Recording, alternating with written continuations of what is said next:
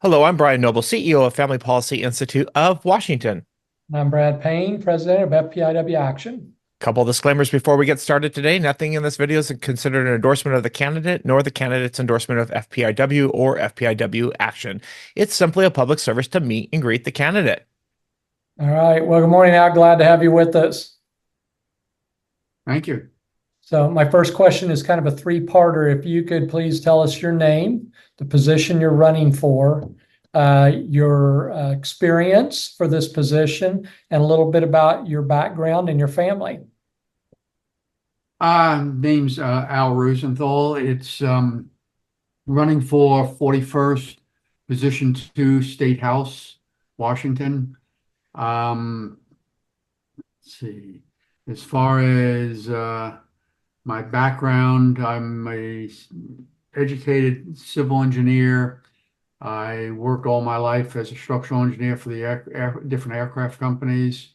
I came here to Washington in 1991, working as contract labor for Boeing, and a few years later, I went and converted to be a direct employee for Boeing. I've retired from Boeing 10 years ago. I've accumulated commercial properties that I'm very hands-on, that most people that own the kind of properties I have don't do the plumbing repairs and get out there with a backpack blower and blow the lot, but that keeps me around the properties. As far as my background goes, my father was a high school dropout that made a living putting up sheetrock. One of the things that influences me on immigration is that he made very good money doing it. I did it for 6 summers, high school, college, and whatever else I could get work in on it. Occasionally with him, but most of the time with other people, because usually the union was too strong on the houses he might be working on. What I learned from that is he made more than your average college grad. Now, your average college grad, especially a teacher, would say, "Well, that high school dropout shouldn't make more than me." But if you said to them, would you want to do that job? It was an extremely hard job. You were working very hard all day long. Most of the time, even though it was union and they didn't allow it, it was piecework. And you got paid by the number of boards you did, which is a big incentive to work. Um, so that's what I've seen with that is the wages. All of the houses that are being built now are being built by non-citizens. The wages of even the union workers, carpenter union workers, are not what they would have been if we hadn't had the huge immigration that's come in. And I see that as an opportunity for somebody who, in my father's case, they were too poor and he dropped out of high school. I see that as an opportunity that's been lost for somebody that doesn't have an education to make good money. Some people, like one guy I worked with a lot, he wouldn't have been qualified to go to college for sure, but he made decent money putting up sheetrock, which today only in the big office towers can you make okay money. Um, it's pretty much my background.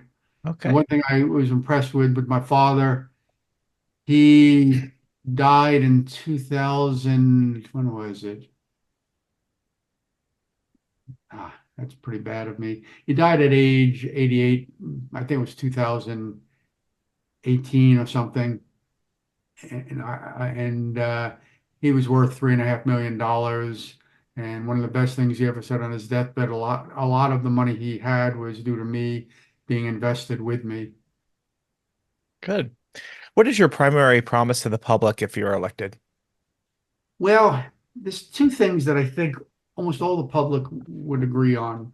Not the elected officials, but the public, is one, gun crime.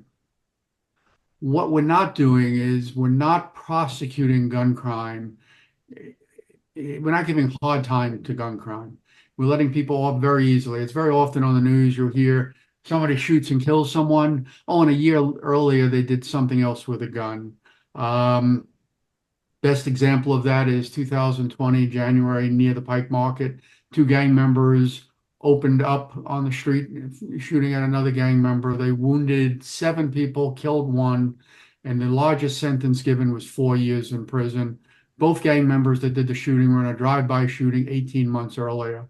That's something we need to have much harsher punishments for gun use. With the current state legislature's got it all wrong. Instead of punishing people that use guns in a wrong way, the newest laws they passed are if you have a concealed carry permit, you can't carry in a transit center, you can't carry in a library. I don't think I've ever heard of a concealed carry permit holder committing a crime with a gun, but they're making laws that stop law-abiding citizens from carrying guns. The second thing would be fentanyl. Fentanyl, we're not punishing fentanyl people hard enough. Recently, there was in Tacoma, somebody was convicted and he had 100,000 fentanyl pills. He had 1.7 kilos of fentanyl powder, 5 guns. One of the handguns could go full automatic. And because of the guns, he got just over 6 years as a sentence. Now, if you have that much fentanyl, you're a mass murderer. He should have been prosecuted as a mass murderer to discourage it. And even people with lower levels of fentanyl dealing, they should have much harsher treatment. And your addicts should get confined treatment, not giving them low barrier housing where you're allowed to do drugs, including fentanyl in your housing. All right. Al, what do you feel like differentiates you from your opponent? Well, one thing is my opponent, if anyone has ever listened to her, speaks and says almost nothing. She just kind of speaks in little blurbs and has almost no meaning to them. As far as that goes, she disagrees with me on almost everything, on hard punishment for guns, on the way I would treat addicts and fentanyl. She'd be for men who identify as women using the women's locker room. I know the vast majority of people don't agree with that, but our legislatures won't stop that with laws.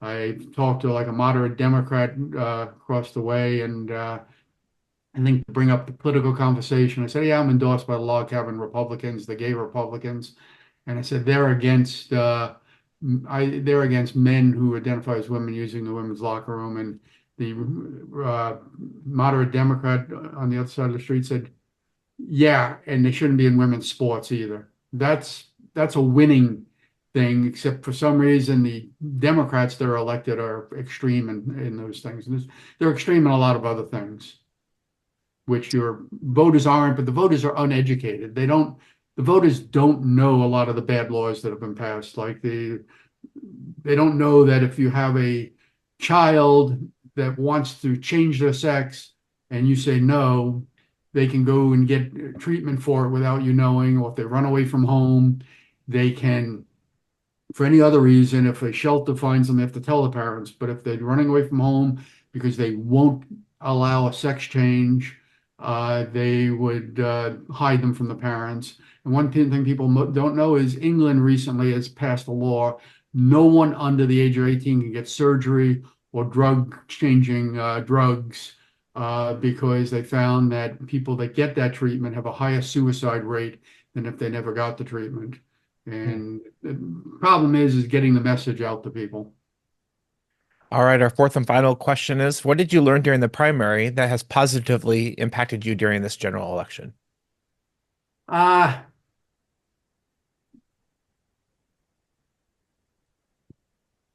As far as impacted me, I'm not sure. What I did learn from the primary 2 years ago, where I wanted to test out what would happen in the voters pamphlet if I put down the log cabin Republicans and labeled them as supporting LGBT people, but really they're just gay men. I should have put that down at the time.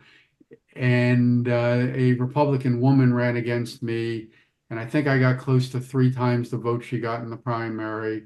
So what I learned is your rank and file Republicans are not upset over an endorsement like that. And what I learned this time, if you read my voters pamphlet, can't remember my exact wording, but I said I respect the vote of the people on the 1991 abortion initiative.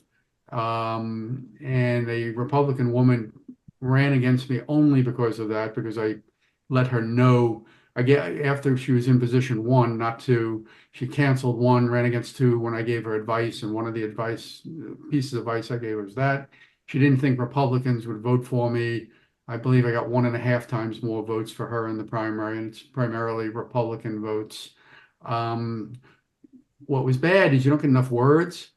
What we've got now for abortion laws, I don't agree with, but we need to get an initiative out there to get people to vote on it. And most people would vote at some point. A healthy baby should never get aborted. And that should be my view at a point where if a baby was born premature at that age, 95% of the kids are mentally and physically healthy after a period of time. And I think the majority of voters would go with that.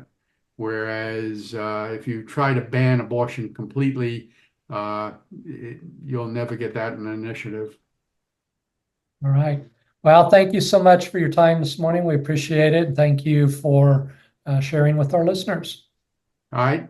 And I did, to the number that just sent to me, I did send two X videos that a friend of mine just put out. That just got going, and I'm going to make some phone calls to get them more views. But one of them is specifically to try to help Dave Reichert, making the argument that he can never do anything to change abortion. That's one of the things the Democrats have been heavily using against him. If you like it, you ought to try to spread it.